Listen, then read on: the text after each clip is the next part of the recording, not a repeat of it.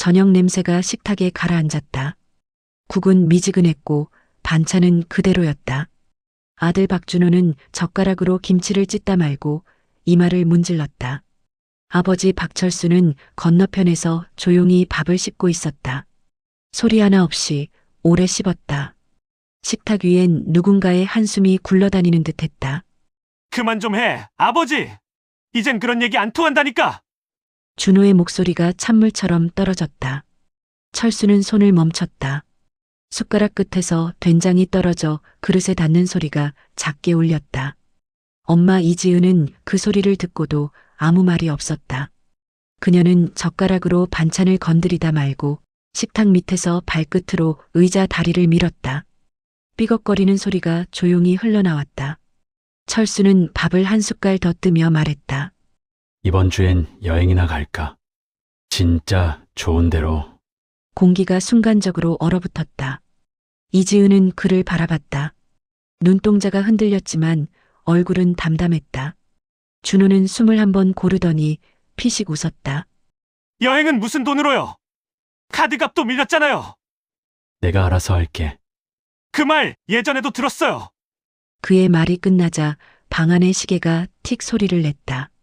누구도 다음 말을 이어가지 않았다. 그 짧은 침묵이 대화보다 더 길게 느껴졌다. 철수의 젓가락이 공중에서 멈췄다.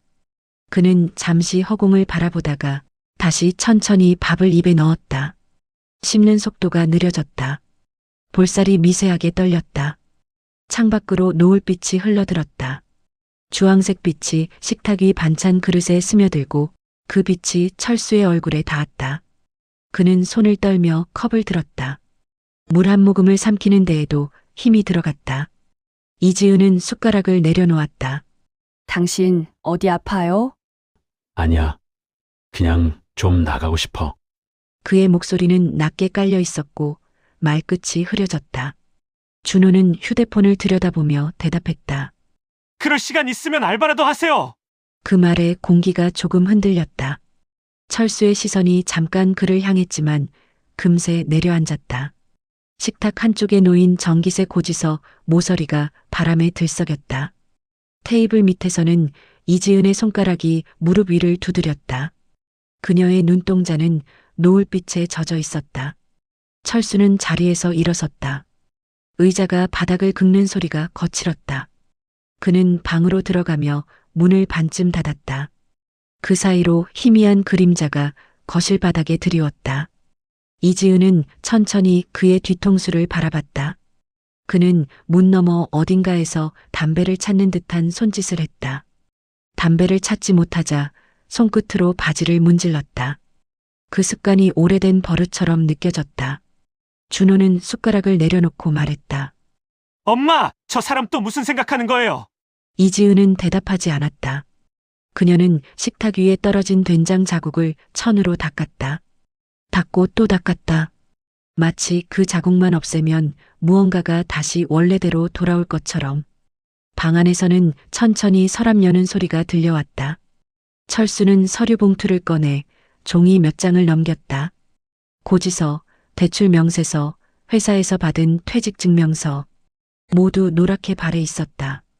그는 오래 바라보다가 한 장을 접었다. 그 종이를 손에 쥐고 창문을 열었다.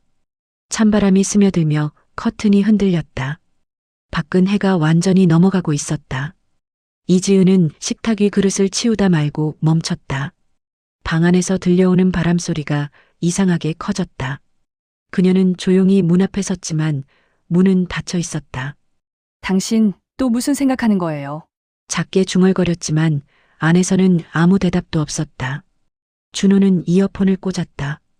그의 음악 소리가 희미하게 새어나왔다. 식탁 위의 찌개는 이미 식어 있었다. 김 한 줄이 국물에 잠기며 기포를 만들었다가 사라졌다. 그날 저녁 집안엔 아무 소리도 없었다. 단 하나 시계 초침만이 느리게 움직였다. 틱! 그 소리와 함께 거실벽에 걸린 가족 사진이 미세하게 흔들렸다. 박철수는 문 뒤에서 조용히 그 사진을 바라봤다. 그의 눈동자 속에는 무언가 결심 같은 것이 잠깐 스쳤다가 사라졌다.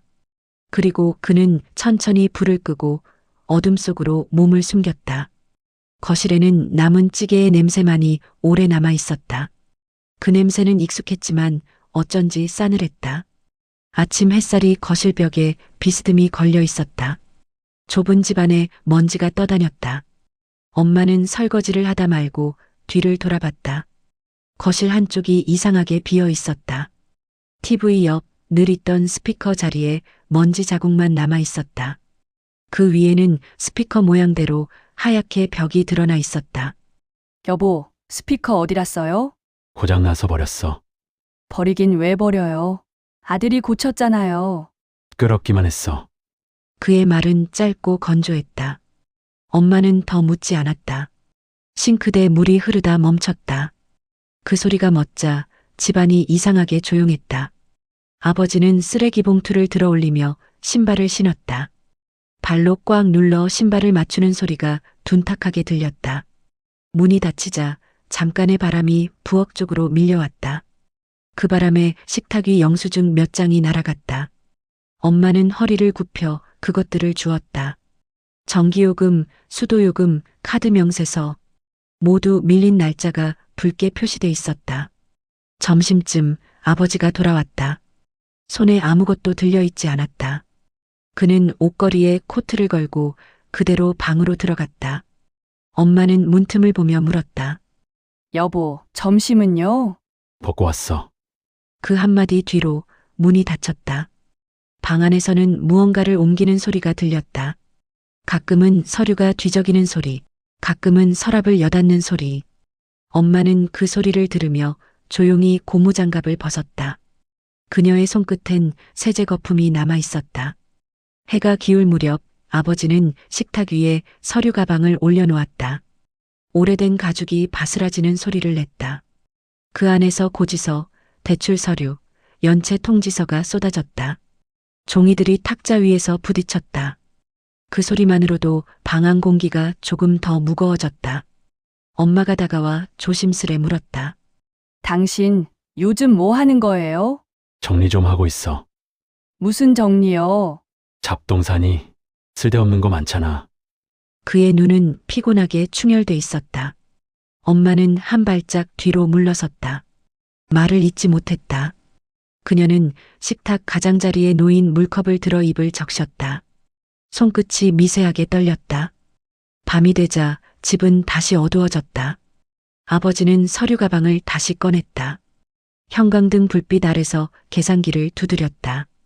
버튼이 눌릴 때마다 딸깍하는 소리가 규칙적으로 이어졌다. 그 리듬이 이상하리만큼 일정했다.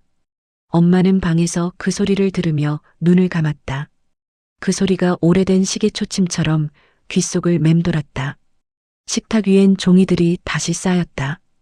빚의 액수가 빨간 잉크로 줄줄이 써 있었다. 아버지는 숫자를 다시 확인하고 계산기를 꺼버렸다. 화면이 꺼지자 불빛이 사라졌다. 그러자 방 안 공기가 더 눅눅해졌다. 그는 잠시 숨을 고르며 천장을 올려다봤다. 형광등 불빛이 눈을 찔렀다. 눈가에 깊게 펜주름이 짙은 그림자를 만들었다. 그 그림자가 벽을 타고 천천히 식탁까지 번져왔다. 그때 문이 열렸다. 엄마가 문틈 사이로 고개를 내밀었다. 여보 아직도 계산해요? 조용히 좀 해. 머리 복잡하니까. 그렇게 밤마다 뭐 해요? 무슨 일 있어요? 일 없으면 안 돼? 그런데 왜 자꾸 뭘 버려요? 집이 비어가잖아요. 내가 버릴 건 버린다고 했잖아. 그의 목소리가 순간적으로 터져나왔다. 엄마는 한 발 물러섰다. 둘 사이에 잠깐 정적이 흘렀다. 그 정적은 말보다 더 날카로웠다. 아버지는 계산기를 다시 집어들었다. 숫자를 눌러보지도 않은 채 버튼을 한참 바라봤다. 엄마는 조용히 문을 닫았다. 문틈이 닫히는 순간 그 안의 공기가 무겁게 울렸다. 아버지는 천천히 의자에 등을 기댔다. 그는 서류 더미를 바라보다가 한 장을 집어들었다. 거기엔 자녀 대출금 1,470만 원이라는 글자가 붉게 인쇄돼 있었다. 그는 종이를 반으로 접고 다시 폈다. 그 접힌 자국이 남았다. 그는 그 자국을 손톱으로 따라 그었다. 밖에서는 바람이 불었다. 창문이 흔들리며 금속이 부딪히는 소리를 냈다. 그 소리에 맞춰 계산기 화면이 희미하게 깜빡였다. 붉은 숫자들이 켜졌다 꺼졌다. 그 숫자가 마치 불씨처럼 그의 얼굴을 비췄다. 엄마는 방 안에서 천천히 숨을 내쉬었다. 그녀의 눈은 어둠 속에서도 깨어 있었다. 그녀는 벽 너머의 계산기 소리를 세고 있었다. 한 번, 두 번, 세 번. 숫자가 줄어드는 소리 같았다. 가족의 온기가 조금씩 사라지는 소리. 밤이 깊어갈수록 계산기 소리가 잦아들었다. 아버지는 서류를 서랍에 넣고 불을 껐다.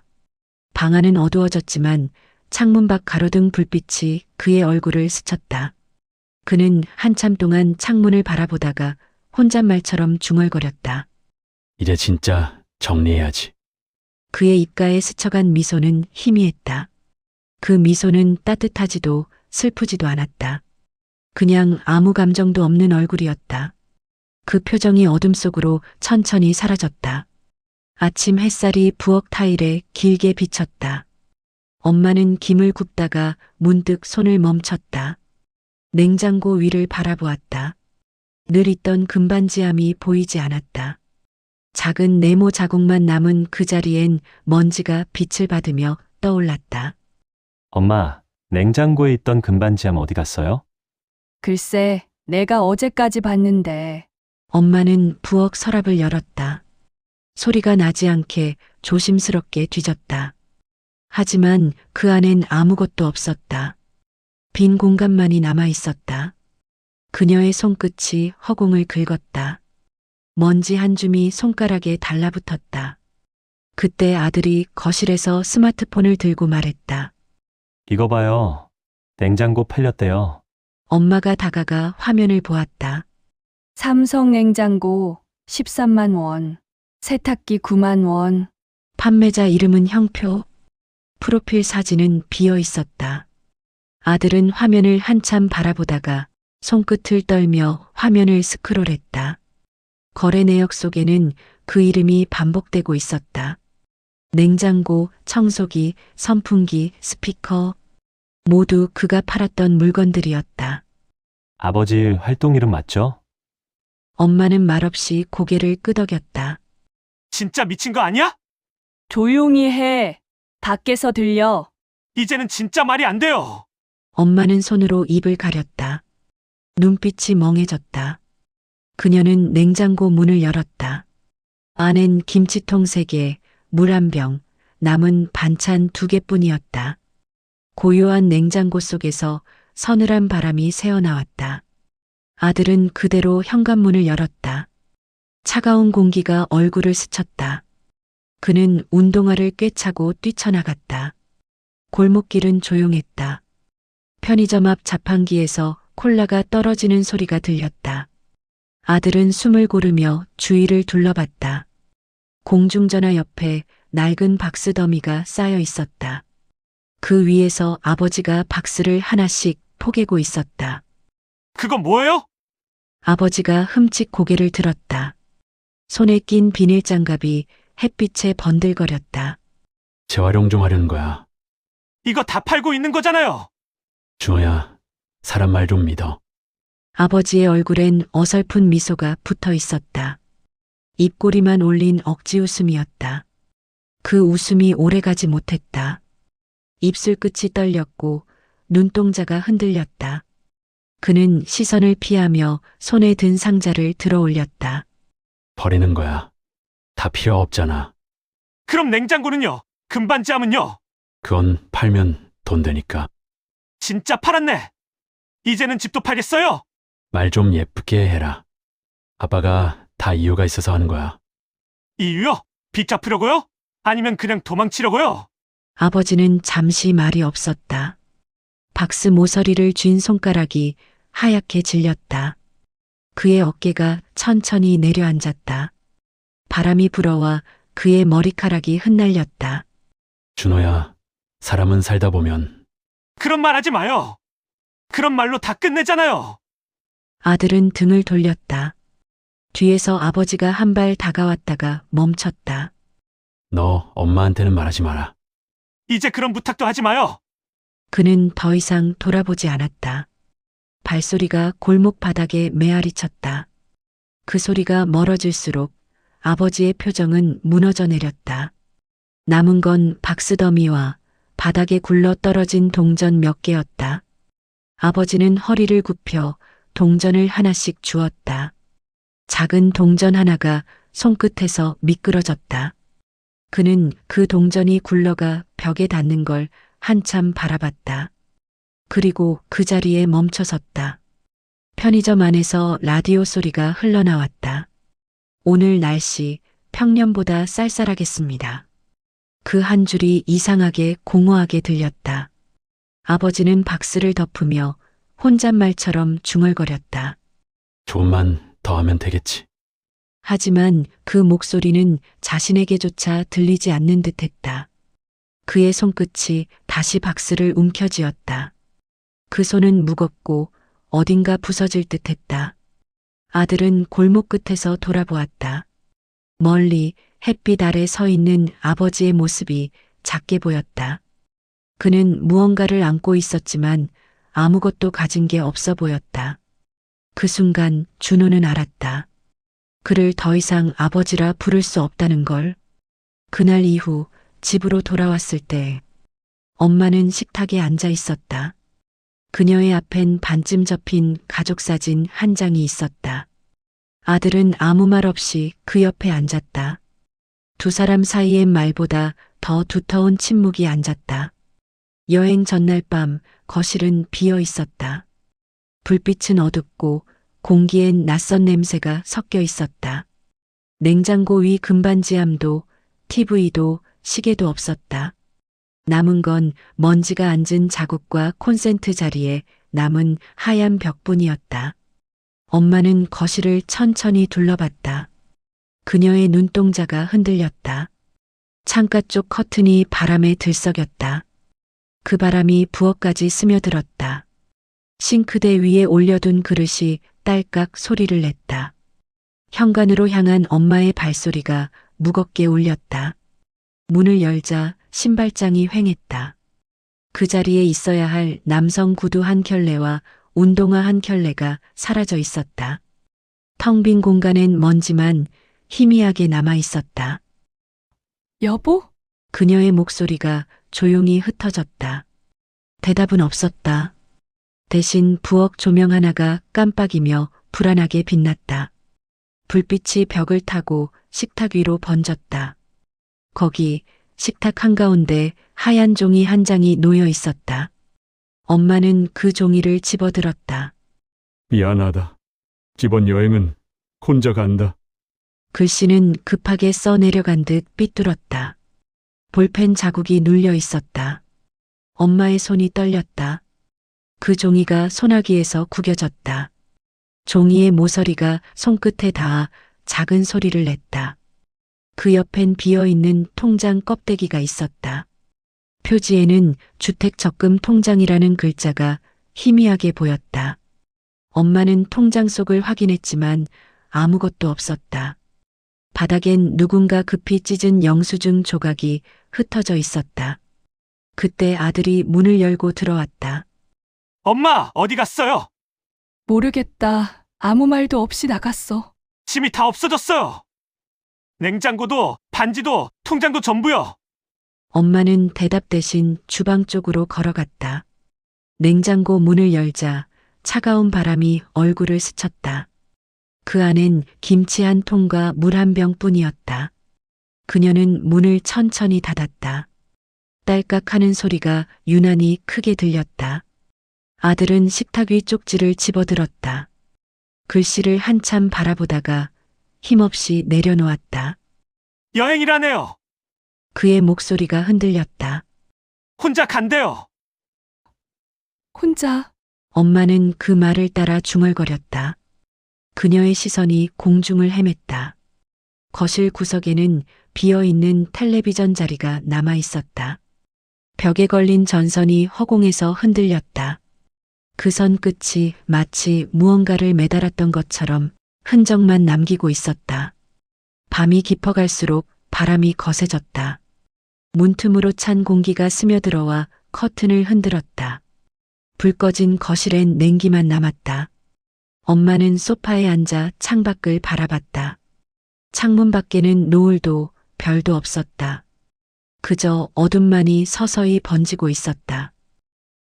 준호야, 네, 그 사람, 이번엔 진짜 안 돌아올 것 같아. 이미 2번이었어요. 이번엔 3번째예요. 아들은 팔짱을 낀 채 창문을 바라봤다. 엄마는 손끝으로 구겨진 쪽지를 펴봤다. 구겨진 자국 사이로 글씨가 일그러져 있었다. 미안하다.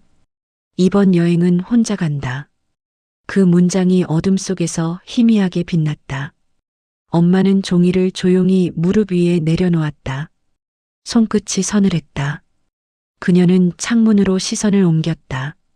밖에서는 개 짖는 소리가 멀리서 들려왔다. 그리고 다시 아무 소리도 없었다. 그 밤 집은 텅 비어 있었다. 냉장고의 전원 표시등만이 희미하게 깜빡였다. 그 작은 불빛이 꺼지지 않는 이유는 아마도 아직 남은 온기가 있기 때문이었을지도 몰랐다. 그러나 그 온기는 금세 식어갔다. 밤새 문틈으로 스며든 바람이 그 마지막 온기를 천천히 훔쳐가고 있었다. 일주일 후 밤 공기가 묘하게 차가웠다. 창문 밖으로 바람이 불며 간판이 흔들렸다. 아들은 책상 위에 엎드려 휴대폰을 쥔 채 눈을 감고 있었다. 진동이 울렸다. 발신자 없음. 화면에는 낯선 번호 대신 오래된 단어 하나가 떠오르는 듯했다. 공중전화. 그는 망설임 없이 통화 버튼을 눌렀다. 여보세요. 잠시 침묵이 흘렀다. 그 다음 들려온 목소리는 낮고 건조했다. 너무 미워하지 마라. 이번엔 진짜 마지막이다. 아들은 숨을 멈췄다. 손끝이 차가워졌다. 그는 잠시 입을 다물었다가 천천히 말했다. 마지막이면 뭐가 달라요? 또 팔아먹을 거예요. 전화기 너머에서 짧은 웃음이 섞인 숨소리가 들렸다. 버스가 지나가는 소리가 희미하게 깔렸다. 엔진 소리, 사람들의 발소리, 동전 떨어지는 소리.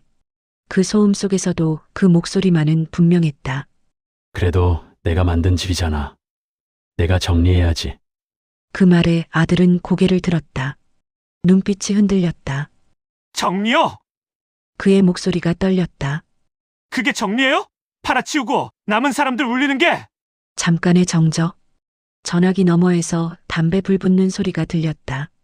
불 붙는 소리와 함께 짧은 숨소리, 그 뒤를 잇는 낮은 한숨.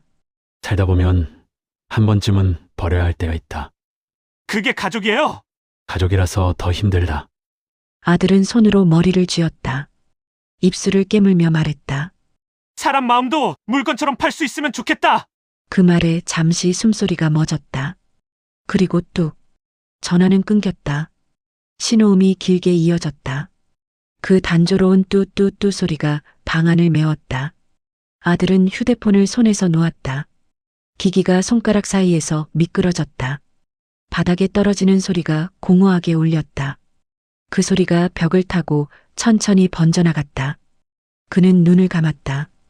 귓속엔 여전히 신호음이 울리고 있었다. 그 음이 마치 누군가의 심장 박동처럼 규칙적이었다. 하지만 그것은 살아있는 박동이 아니라 이미 끝난 대화의 메아리였다. 아들은 천천히 몸을 일으켰다. 책상 위에 놓인 가족 사진이 눈에 들어왔다. 그 안에 세 사람은 웃고 있었다. 그 웃음은 오래된 것이었다. 그는 손가락으로 사진 위 먼지를 닦았다. 닦을수록 손끝에 먼지가 더 묻어났다. 거실로 나가니 엄마가 앉아 있었다. 식탁 위엔 달력이 놓여 있었다. 여행 D-1. 그 글자가 빨간 펜으로 적혀 있었다. 엄마는 그 글자를 멍하니 바라보고 있었다. 그녀의 손엔 펜이 쥐어져 있었다. 엄마 전화 왔어요. 누구? 아버지요. 엄마의 시선이 천천히 그를 향했다. 눈빛은 말라 있었다. 뭐래? 이번엔 진짜 마지막이래요. 엄마는 아무 말도 하지 않았다. 그녀는 달력 한 장을 찢었다. 종이가 찢어지는 소리가 조용한 방 안을 가득 채웠다. 그녀의 손끝이 희미하게 떨렸다. 찢어진 종이 조각이 바닥에 흩어졌다. 빨간 잉크로 써있던 여행 D-1 글자가 찢긴 채 나뒹굴었다. 엄마는 그 조각을 모으지도 않았다. 그녀의 손이 무릎 위에서 멈췄다. 여행이라 참 웃기네. 그녀의 입가에 비웃음이 스쳤다. 그 웃음은 오래가지 못했다. 바람이 불어와 달력 조각을 흔들었다. 그 소리가 방 안에서 낮게 울렸다. 아들은 고개를 숙였다. 그의 입가에 말이 맺혔지만 끝내 나오지 않았다. 둘은 아무 말 없이 앉아 있었다. 밖에선 버스가 지나갔다. 그 소리가 창문 너머에서 울렸다. 달력의 마지막 장이 천천히 넘어갔다. 그 아래엔 비어있는 다음 달이 있었다. 빈 칸들이 하얗게 남아 있었다. 아들은 그것을 바라보다가 천천히 펜을 들어 그 위에 한 글자를 적었다. 끝. 그 글자가 잉크 냄새와 함께 퍼졌다. 그 향이 방 안에 번지며 그들의 마지막 대화처럼 오래 남았다. 3달 후, 오후 햇살이 낮게 깔린 날이었다. 전화벨이 울렸다. 엄마가 전화를 받자 낯선 목소리가 들렸다. 가족분 맞으시죠? 신원 확인이 필요합니다. 짧고 단단한 말투였다. 잠시 뒤 그들은 경찰서에 있었다. 서류철 사이로 넘겨지는 종이 소리, 서류 위에 떨어지는 펜의 마찰음. 모든 소리가 낯설고 메말라 있었다. 경찰관이 고개를 들었다. 여기 주소로 가보셔야 합니다. 여인숙 3층입니다. 엄마는 종이를 받았다. 주소가 적힌 글씨가 흐릿하게 번져 있었다. 손끝이 미세하게 떨렸다. 여인숙 3층. 계단은 좁고 손잡이는 녹이 슬어 있었다. 계단을 오를 때마다 발소리가 묵직하게 울렸다. 습한 냄새가 코를 찔렀다. 천장에서 떨어지는 물방울 소리가 일정한 간격으로 들렸다. 문 앞에 서자 경찰이 말했다. 준비되셨죠? 엄마는 대답하지 못했다. 아들이 대신 고개를 끄덕였다. 문이 열렸다. 형광등이 깜빡이며 켜졌다. 희미한 불빛 아래 침대 위에 누워있는 남자의 모습이 보였다. 아버지였다. 그의 얼굴은 창백했고 입가엔 말라붙은 술 자국이 희미하게 남아 있었다. 눈은 감겨 있었다. 숨결도 온기도 아무것도 느껴지지 않았다. 엄마는 한 걸음도 다가가지 못했다. 손끝으로 입을 막았다. 작은 신음이 새어나왔다. 눈물이 나지 않았다. 그저 손끝이 식어갔다. 테이블 위에는 소주 반병과 종이컵 하나. 그 옆엔 낡은 지갑이 열려 있었다. 안에는 10,000원짜리 2장, 그리고 접힌 가족사진 1장이 들어 있었다. 사진은 오래된 것, 아들이 초등학생 시절 운동회 날 찍었던 사진이었다. 사진 뒷면엔 삐뚤빼뚤한 글씨가 적혀 있었다. 끝났어. 이제 됐다. 아들은 사진을 천천히 뒤집었다. 사진 속 웃고 있는 얼굴이 눈앞에서 겹쳐졌다. 그가 무너져 내렸다. 이게 끝이래요. 그의 목소리가 부서졌다. 엄마는 천천히 침대 옆으로 다가갔다. 손을 내밀어 이불 끝을 잡았다. 손끝이 닿는 순간 차가운 공기가 피부를 파고들었다. 그녀는 그 손을 더 이상 움직이지 못했다. 왜 이렇게까지 했어요? 그녀의 입에서 새어나온 말은 마치 공기 속으로 흩어지는 듯 했다. 대답은 없었다. 창문이 조금 열려 있었고 바람이 커튼을 흔들었다. 그 바람이 방 안의 먼지를 천천히 흩날렸다. 아들은 창문으로 다가갔다. 창문을 더 열자 바람이 세차게 불어왔다. 그 바람에 종이컵이 쓰러졌다. 소주가 바닥으로 흘러내렸다. 냄새가 퍼졌다. 그 냄새 속엔 술 냄새와 함께 묘한 씁쓸함이 섞여 있었다. 오래된 죄책감 같았다. 이제 됐대요. 아들이 중얼거렸다. 그 말이 방 안을 메아리 쳤다. 엄마는 대답하지 않았다. 그녀의 시선은 창가로 향해 있었다. 그곳엔 노을도 햇살도 없었다. 그저 회색빛 하늘이 내려앉아 있었다. 바람이 다시 불었다. 형광등 불빛이 흔들렸다. 그 빛이 천천히 아버지의 얼굴을 스쳤다. 그 얼굴엔 여전히 미소 비슷한 게 남아 있었다. 그러나 그것은 평화가 아니었다. 단지 모든 것을 비워낸 사람의 얼굴이었다. 아들은 창문을 닫았다. 그가 창문을 닫자 방 안 공기가 무겁게 가라앉았다. 그 순간 어딘가에서 떨어지는 물방울 소리가 또렷하게 들렸다. 뚝! 그 소리와 함께 시간도 멈춘 듯했다. 장례식장은 조용했다. 하얀 국화 냄새가 공기 속에 가라앉았다. 향 연기가 천천히 피어올라 천장에 닿았다. 검은 옷을 입은 사람은 2명뿐이었다. 엄마와 아들. 의자 2개, 국화꽃 몇 송이, 그리고 작은 영정. 사진 속 아버지는 희미하게 웃고 있었다. 그 웃음이 낯설었다. 살아있을 때보다 더 조용했다. 엄마는 고개를 숙였다. 그녀의 2 손이 무릎 위에서 마주 잡혀 있었다. 손등엔 핏줄이 돋아 있었다. 그녀는 아무 말도 하지 않았다. 눈물은 이미 다 말라 있었다. 아들은 장례식장 구석의 잿더리를 바라봤다. 그 안엔 타다 남은 향 2개가 쓰러져 있었다. 연기가 가늘게 피어올라 사라졌다. 그 순간 그는 처음으로 숨을 크게 들이마셨다. 연기 냄새가 폐 속을 스쳤다. 묘하게 따뜻했다. 며칠 후 경찰서에서 연락이 왔다. 유품이 나왔습니다. 찾아가시죠. 엄마와 아들은 함께 경찰서로 향했다. 주룩주룩 비가 내리고 있었다. 우산 끝에서 떨어지는 물방울이 일정한 리듬을 만들었다. 경찰은 종이 상자를 내밀었다. 이게 고인의 물건입니다. 상자 안엔 낡은 장부 한 권이 들어 있었다.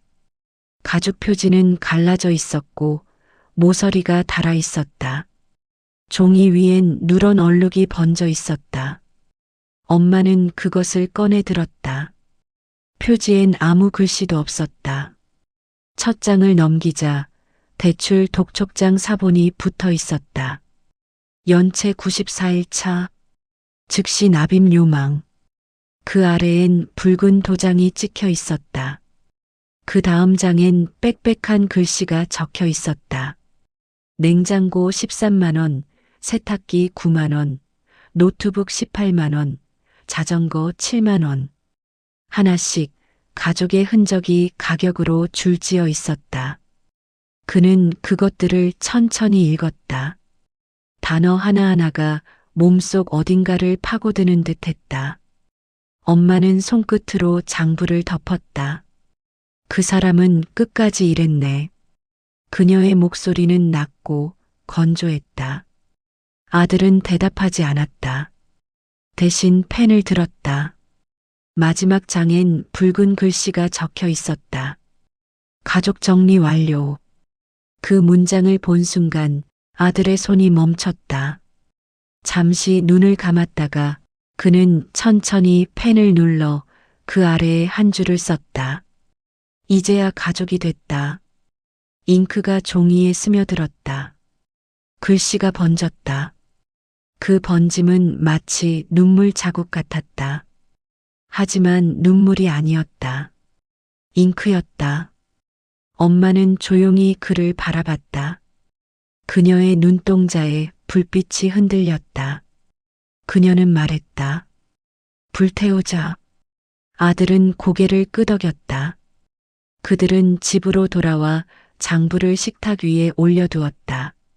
라이터 불꽃이 켜졌다. 불길이 종이 모서리를 삼켰다. 글씨가 천천히 사라졌다.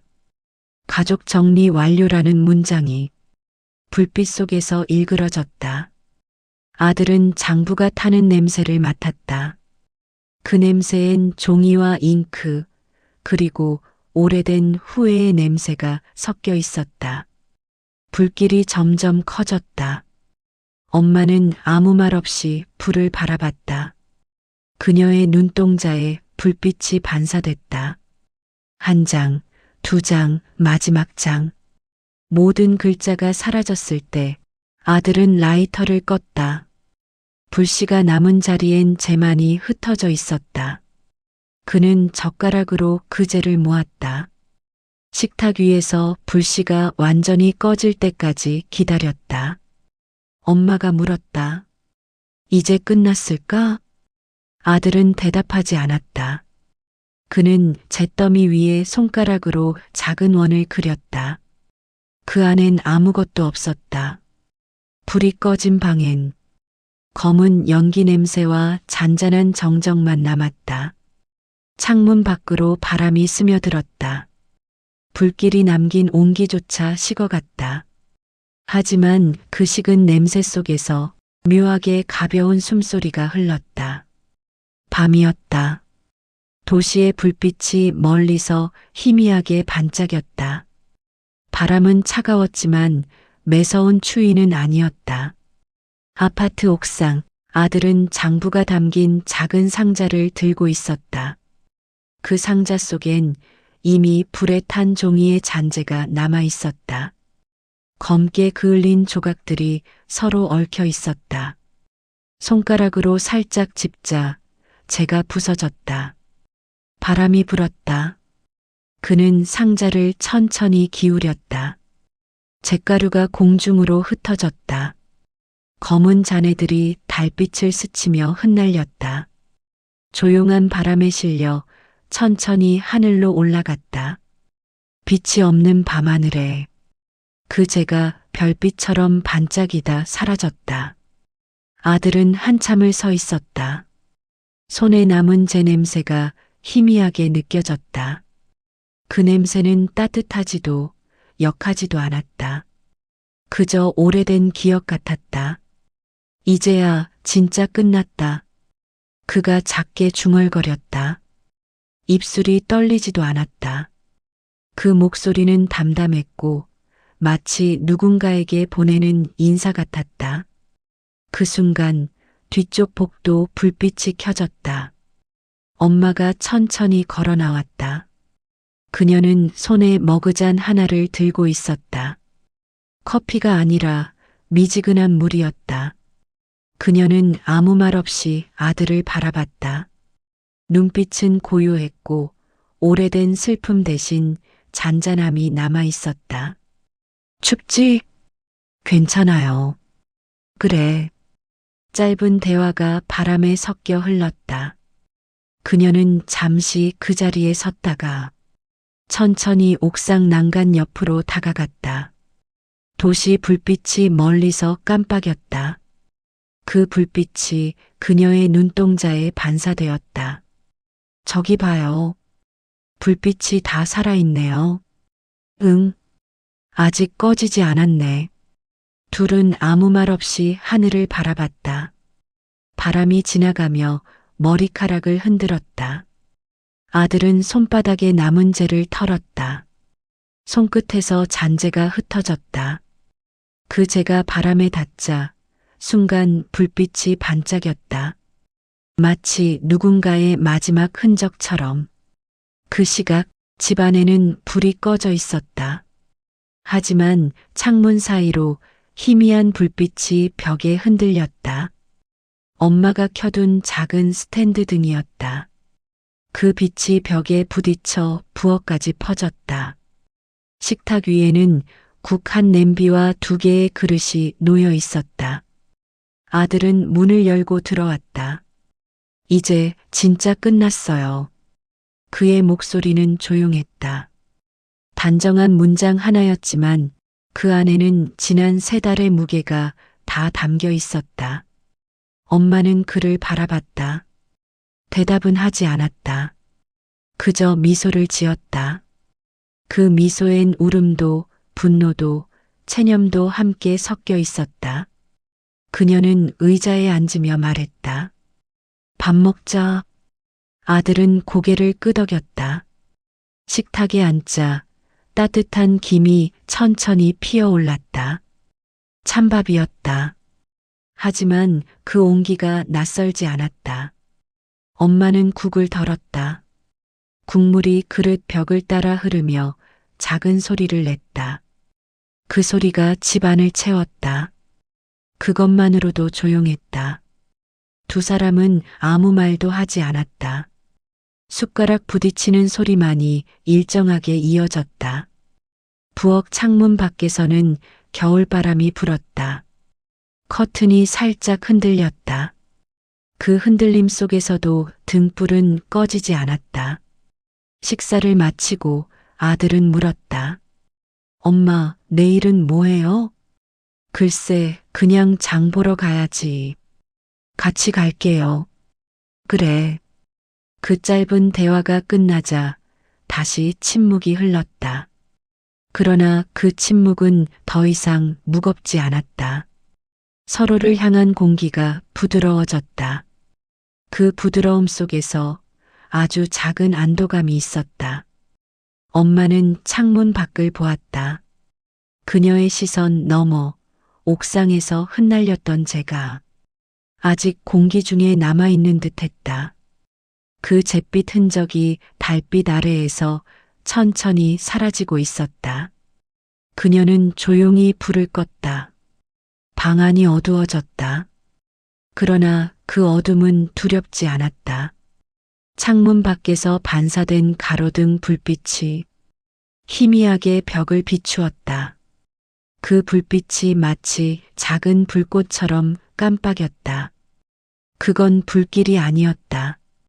그저 오래된 슬픔이 다 타고 남은 온기였다. 그리고 그 온기 속에서 그들은 다시 가족이라는 이름으로 앉아 있었다.